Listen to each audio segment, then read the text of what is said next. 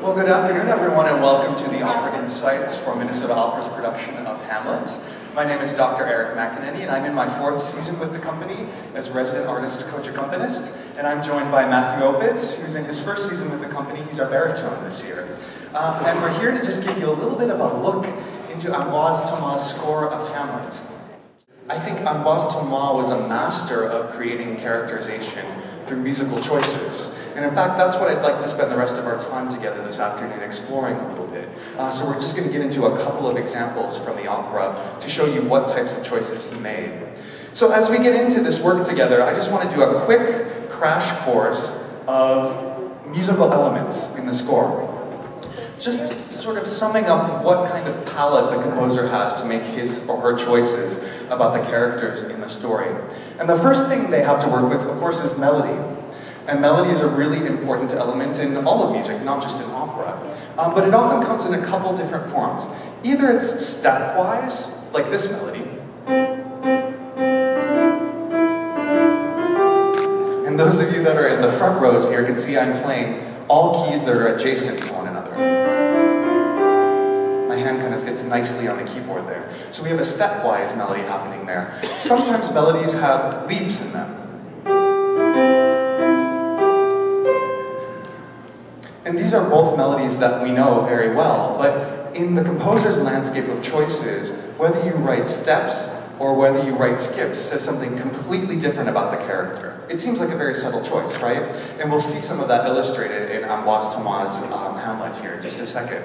Now, the second element that composers work with often is rhythm. And either the rhythm can be something that's even or straightforward, ta, ta, ta, ta, this melody. This is very ta, ta, ta, ta, ta, very straightforward rhythm. Or we can have rhythm that's called syncopated or dotted. It sounds like this. I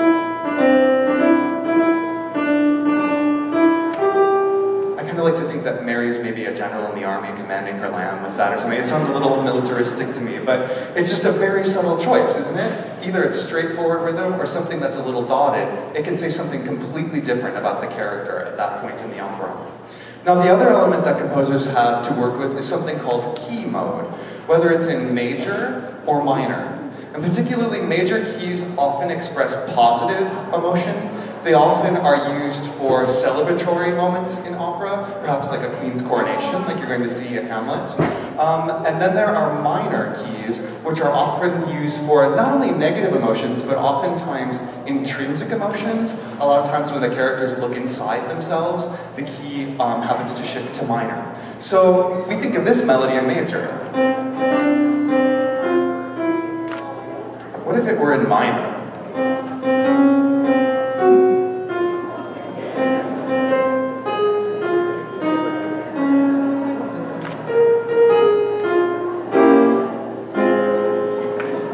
I think it's one of those birthdays that ends in a 0. I'm just guessing about it. It might be appropriate for that. Right? But this is something totally different. Here we are doing a really subtle choice about key.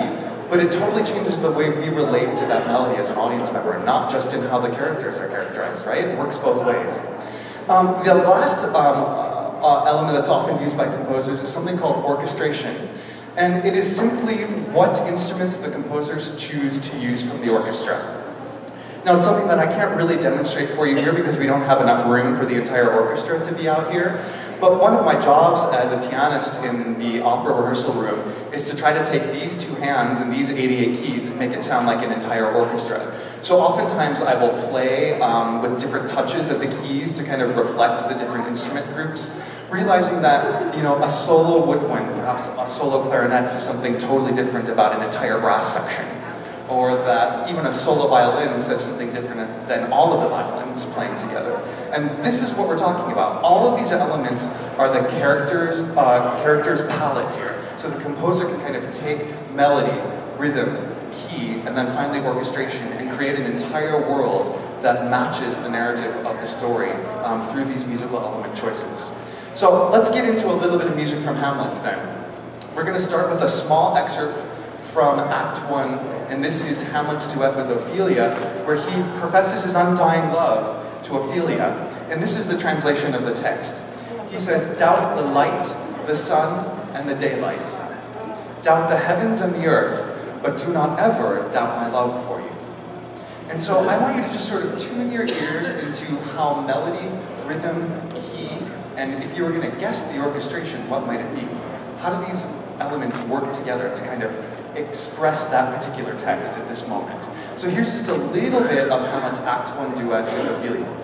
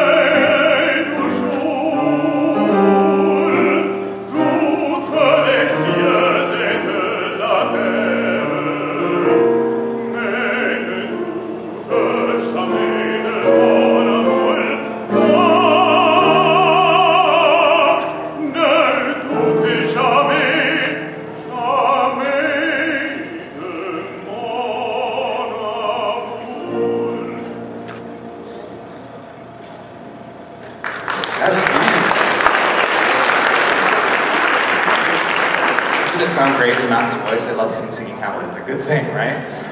So this is just a small snippet from this particular duet. It actually goes on for quite a bit after this, and this is the very early part of the duet. Now, what did you hear in terms of how the melody works? If you heard some steps, you're right. If you heard some skips, you're also right. But it's mostly stepwise. The melody works like this. And I'm playing all adjacent keys on the keyboards here. So why? Why is this melody mostly stepwise? Well, I think the sentiment that's going on here is one that's actually quite straightforward. And it's one of the only times that we really see sort of straightforward, honest sentiment in this entire show. And it happens very early on, and it happens when Hamlet is expressing his love towards Ophelia. And I think that stepwise motion in a melody is one that's sort of very naked and also is a major component of melodies that we remember, frankly. A lot of the melodies that we remember have a large component to them that are stepwise motion. And so I think this is all about his straightforward love. It's very honest, it's very naked, what he's telling Ophelia. And really, we don't really see Hamlet this way ever again in the show. It's kind of all downhill from here. So realize that's a very simple choice to use steps in a melody. And it's also partially going to help you remember this melody. Because this particular melody actually comes back in the opera several times. Not only when Ophelia is around, but also when Hamlet is around too. So see if you can spot it throughout the afternoon here, realizing that it's really important to the story and also to the characters as well. So stepwise motion here, getting it very straightforward, something you'll remember. There's a great honesty to that. In terms of the rhythm, if you heard dotted rhythm, you're right. As opposed to very subtle difference, right? But it makes a huge difference in terms of what these two characters are expressing to one another. I love it when composers use dotted rhythm in romance duets because I think it's all about sort of the youth and the playfulness of love. And it's also about these two characters probably having had a previous relationship. I didn't realize I sort of reviewed the play for these lectures and I hadn't read it in years. But there's a lot of evidence to support that Hamlet and Ophelia have indeed had a sexual relationship already. So they know one another very well, but they're fairly young still. So I think that's what this dotted rhythm is about. It's about sort of this playful, flirtatious energy. And again, we should just go with it because there's not a lot of this type of sentiment in the rest of the show, right? It's sort of a really beautiful sentiment at the opening of Act 1. Now, did you hear major or minor? Yeah, definitely major, right? This is a positive emotion. And again, I think major is used here very smartly by Ambroise Thomas because it creates a sort of moment of calm. It creates a little bit of stability in the story before all hell breaks loose, all the way from here to the end, right? And it's a really important, not only character choice, but choice to influence how we react to the story. So we as well will be on that roller coaster. We want to be just stable and calm and enjoying the beautiful melody and the beautiful sentiment between these two lovers, just for a moment before things move on. What would you choose in the orchestra to make this particular section happen? I'm just going to play it. See if you can guess by how I'm playing what instruments these might be.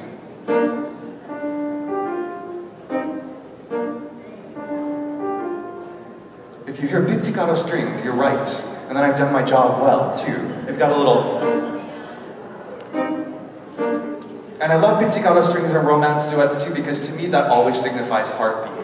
There's this amazing regularity underneath the music of the heartbeat of these two young lovers happening. Now this part here is just clarinet and flute. So we have a really, really light orchestration here. There's no brass, there's no full string sections around. And so what's really wonderful about that is Thomas sort of gets out of the way of the sentiment here. He supports it really beautifully, but then he doesn't want us to be distracted from what these two lovers are saying to one another. Again, playing into the idea that he's got you where he wants you, in terms of a moment of calm and stability before everything moves on from this point. So realize rhythm, melody, key, orchestration, they're all working in tandem here to sort of get you to understand what's happening between these two young characters. So let's move on to another example, and this is Hamlet's Act 3 soliloquy, To Be or Not to Be. En français, this is être ou ne pas être, and this is where Hamlet is contemplating suicide. Things haven't gone very well for him up to this point, and in fact, every time he goes to avenge his father's death, he goes for it and then he stops. And then he goes for it and then he stops. He's just sort of frozen in time here. We don't know exactly what he's experiencing, and he doesn't know exactly what he should be doing here, because every time he tries to follow his instinct, it doesn't work. And so we have one of the most famous Shakespearean monologues of all time, sort of exploring this idea of whether he should just end it all or continue on with it. So Matt and I are going to perform this for you uncut, but I want you again to tune your ears to melody, rhythm, key, and you pick the instruments to express this sentiment here. So here is the Act 3 soliloquy, To Be or Not to Be, être ou ne pas être.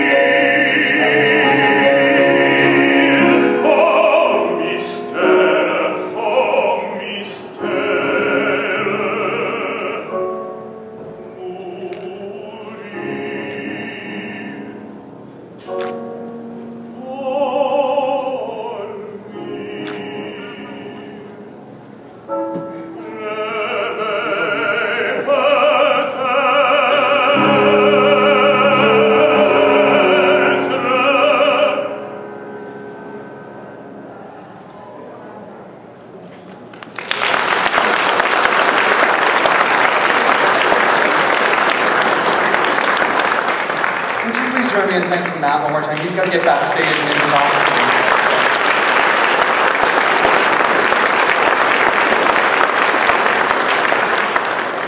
It's quite a setting of that text, isn't it? One thing I want to tell you about the difference between the play and the opera in terms of this monologue is that in the play there are about 263 words. In the opera there are 68 words.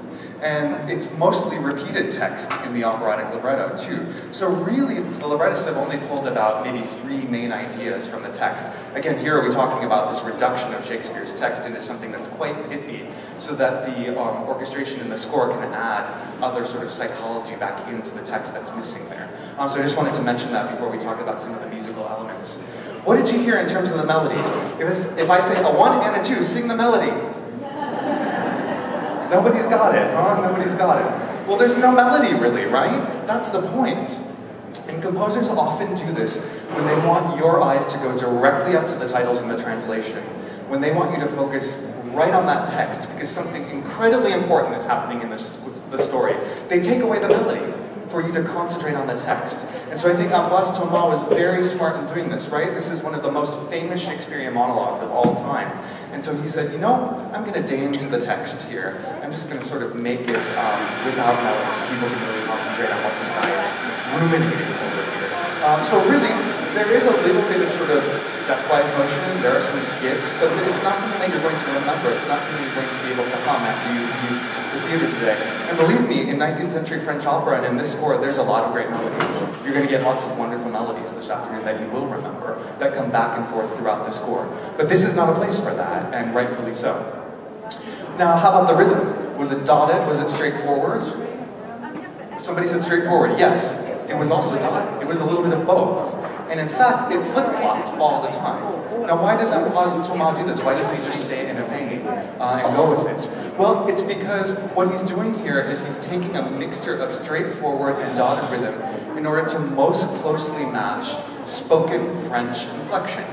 So if I read a little bit of the French for you, I say, ah, s'il m'était permis pour aller retrouver. And I look right at the musical score here. That's pretty much how he set the rhythms. It's exactly like he would speak it.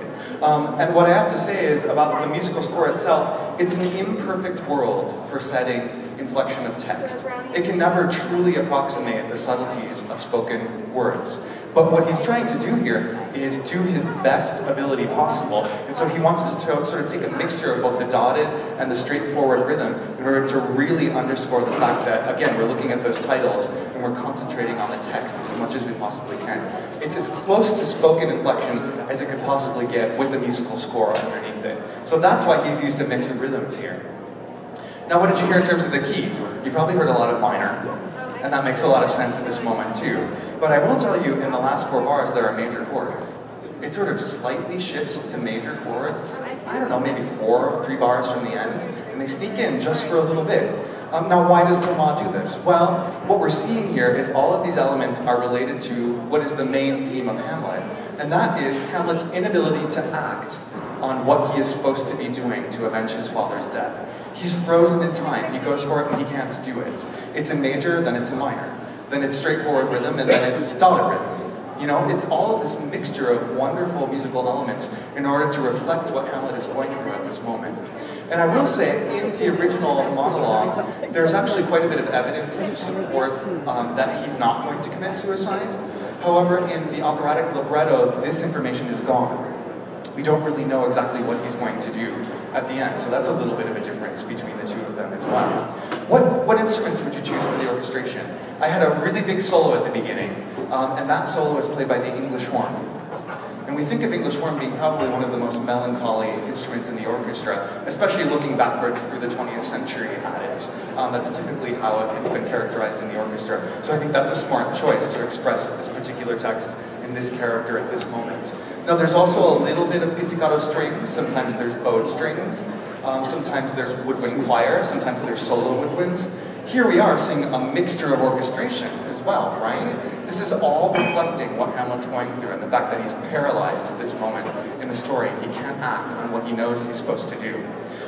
So I think it's a brilliant sort of combination of all of these elements to really create one of the best narrative moments in the story. Now I just want to ask you one thing. I'm going to play this last chord of To Be or Not to Be, and you tell me whether it's in major or minor.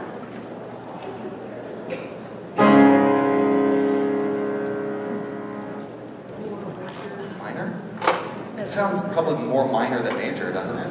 Well, it's actually neither. And this is one of the most brilliant, subtle choices that Ambroise Thomas makes in the score. What he's written here at the end is something that music theorists call an open harmony. And that is the one note that has to be there to tell me whether this is in major or minor is not there. It's purposefully missing. And we see how this directly relates to what Hamlet's going through in the story at this time. So I think it's actually a really, really brilliant stroke of genius here. And one that probably wouldn't be caught a lot. It took me a while to catch that one, and I played this over and over and heard Ryan Mulligan sing it a lot in rehearsal. And so we have to realize that these are not arbitrary choices. That composers have an entire palette available to them, and they will often use combinations of melody, rhythm, key, and also orchestration to really truly reflect what's going on in the narrative and to really paint a picture of who these characters are.